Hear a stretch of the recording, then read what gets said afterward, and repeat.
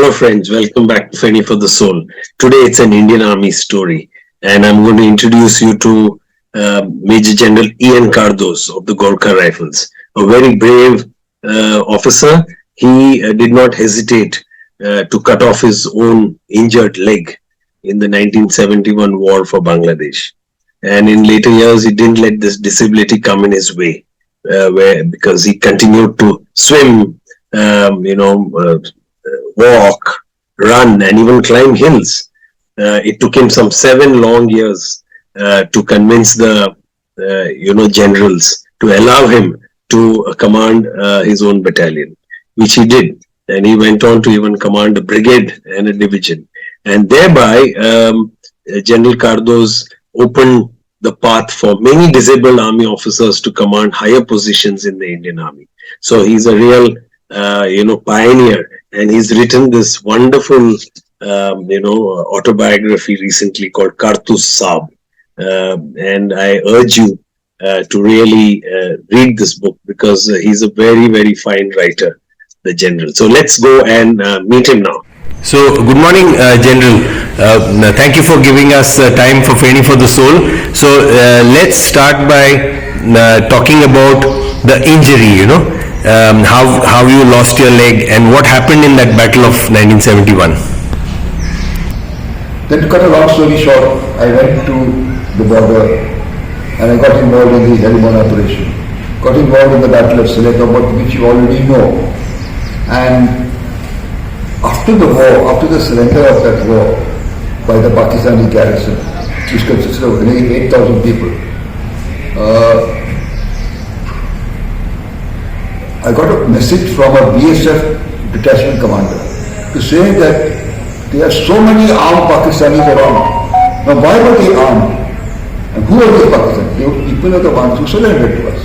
But because the Mukti Bahini and the civilians of Bangladesh wanted to get their own back on the Pakistani soldiers, we allowed them to keep their arms. So this BSF detachment commander got very worried. So I told my CEO, I said, sir, I think I better go and reassure this person.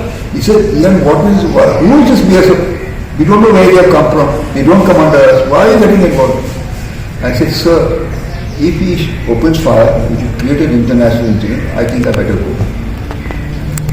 So my commanding officer was very wise, besides being a very courageous, bold, competent commander. He said, very reluctantly, he said, okay, go. I should have listened to him. Because then I walked through a Pakistani minefield, I stepped on a mine, no, I fell down. A very brave Mukti Bahini soldier came into the minefield, picked me up and took me out of the minefield, and then I was taken to the battalion headquarters. I met the CEO and he was surprised to see me in this state. I apologized to him and said, sir, I should never have gone, I should have listened to you. He said, doesn't matter. He got the RMO to tie a tourniquet to stop the bleeding. And after that, I told the RMO, I said, Doc, please get something to cut this off, it's looking horrible. So I just wanted to get rid of it. So he went to look for something. Both of us did not realize that kukris were available. So I saw a kukri there and I told my batman, I said, Balbabu, so kukri, bring it here and cut this thing off. So he said, sir, wait for the RMO to come. So I said, we waited long enough, now give it to me, and whatever was left of that leg, I just severed it. And it fell to the ground, and I said, please go and bury it. Now, this has been made into a very big, blown up and exaggerated by the media, unfortunately. However, there's nothing heroic about it. Anybody in my place would have done the same thing. That is, the leg could not be saved. It could not be saved under any circumstances. So it had to be got rid of. I got rid of it. That's it. And then I was the Pakistanis who had surrendered the previous day knew that we had no medical facilities, so they offered to operate on me. So they sent an ambulance, so I don't remember very clearly.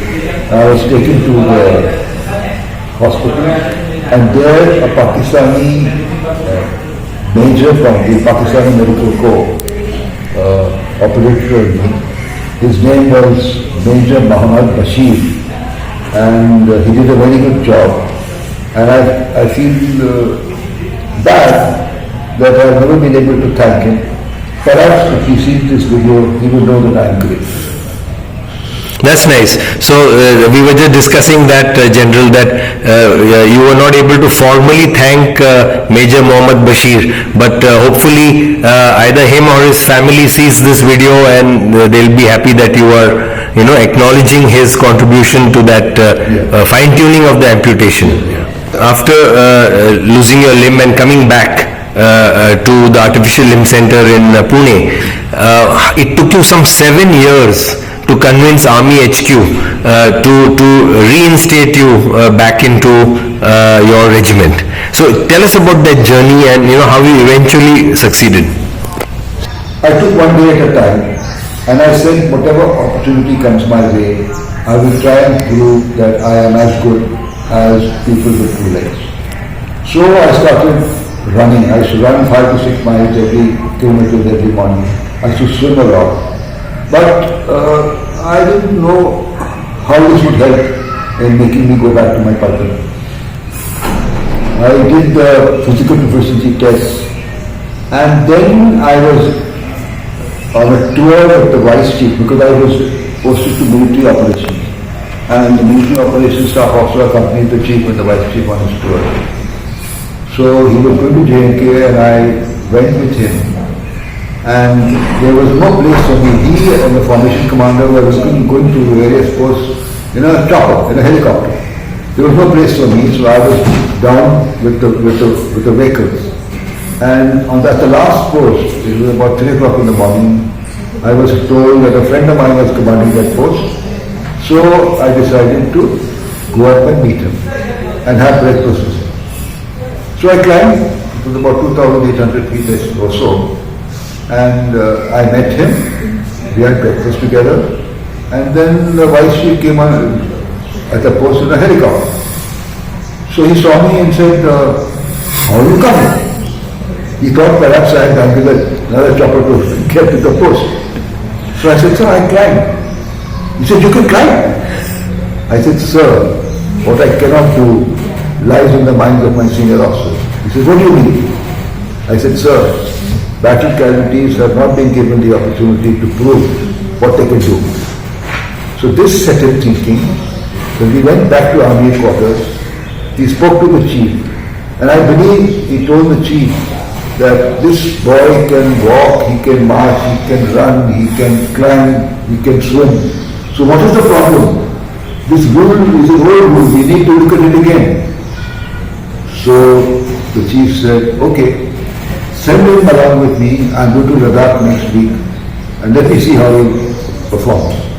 So the next week, we went to Ladakh, he saw me climbing over snow and ice. And he, after discussing with the staff officer, he sent for my file and wrote on it, yes, give him a battalion and other war disabled officers who are not taking shelter of their wounds.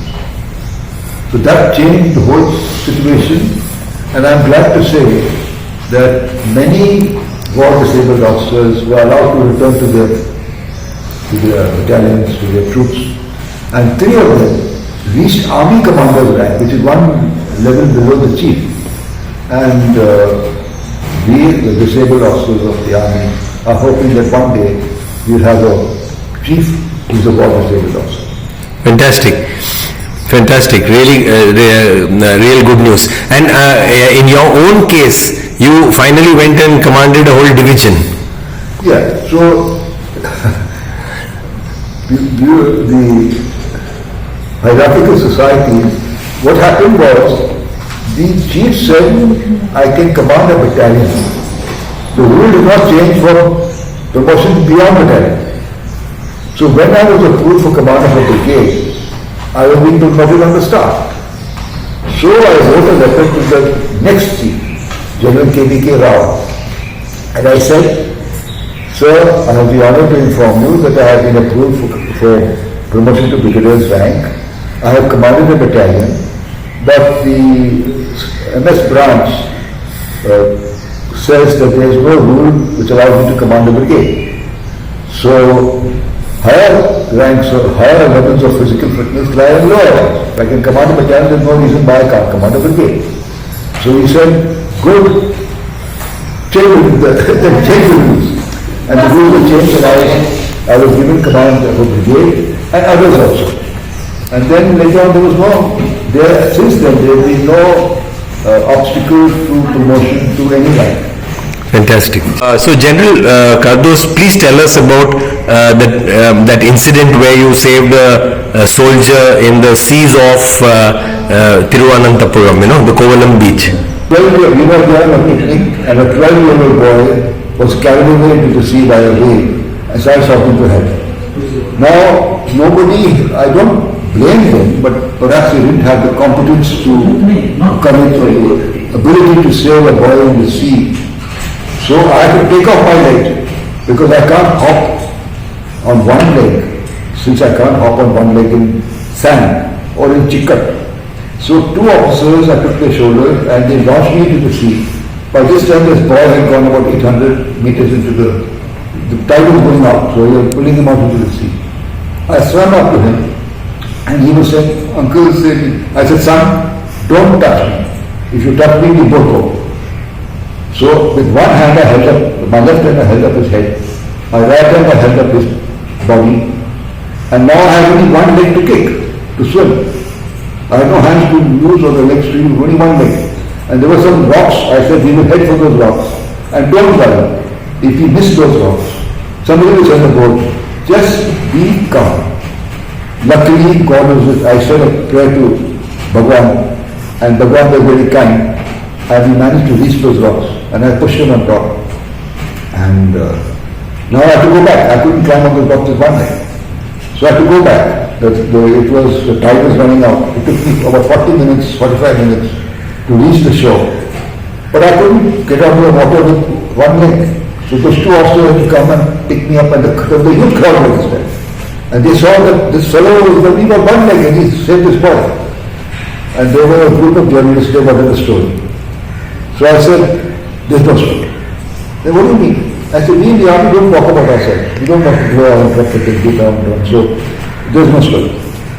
Then one journalist followed me to my room and said, sir, you need to tell this story. I said, you can tell the story, but don't mention my name. They said, without a name, there's no story. The story was never told. But later on, I realized that if that story was told, the army would have benefited, and the disability people also would have benefited by this example. So that is the reason why I decided many years later to write this book. Fantastic, fantastic. So one final question, General, and that is, what is your message to disabled soldiers and armed forces officers? My message to all disabled officers is that there is nothing that is impossible. Yet I also accept that there are limits to our ability to do certain things. For instance, I was lucky that I had a below knee amputation. For people who have amputation above the knee, it is very much more difficult. So to equate me with all what disabled officers is not correct. It depends upon the degree of disability. However, we could always try and do whatever is possible. And my message to them is, battles are won or lost in the mind before they are won or lost on the ground. Thank you, General. Thank you. Jai Hind. Jai Hind. Jai Hind.